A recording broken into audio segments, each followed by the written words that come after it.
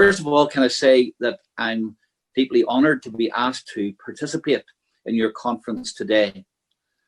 As someone who lives in a country where freedom of speech is taken for granted, where governments can be changed and held to account, I've been deeply moved by the stories I've heard today of families and individuals who have lost their freedom, been tortured, been killed, been buried in secret, hidden away because they dared to want the freedoms which we take for granted.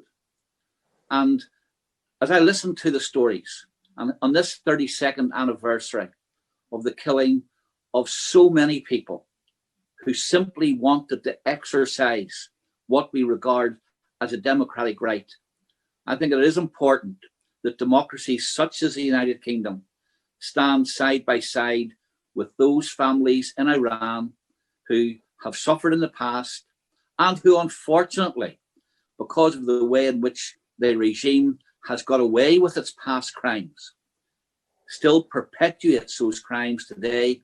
And we have heard about the protests in November of last year, and the number of people who took part in those who have also been killed, disappeared, and have lost their lives because they dared to stand up.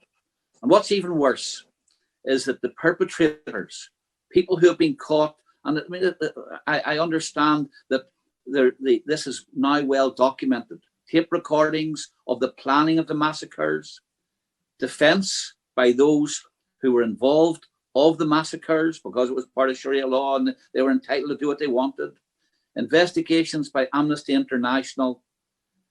All of this is well documented, and yet the perpetrators now hold high positions in your country and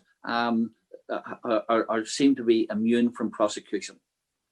As a parliamentarian, I've been pleased to work with the NCRI in the United Kingdom.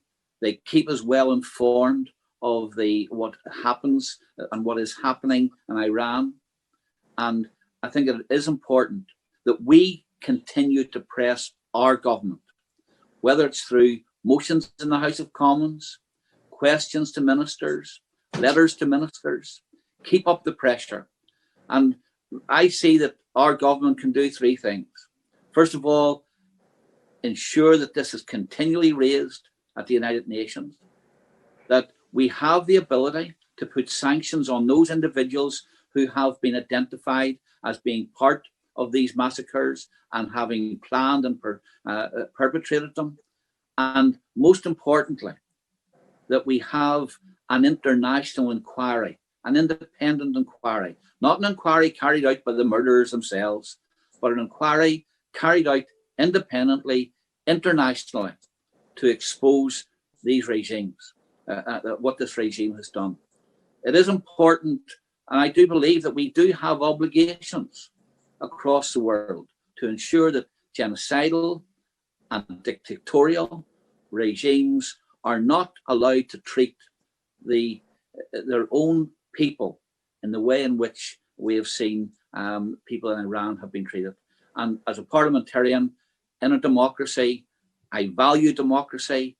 I value the freedoms I have. I want to see those freedoms extended to others. I want to see them extended to your beautiful country. And I believe that it is important that we don't turn a blind eye to what has happened.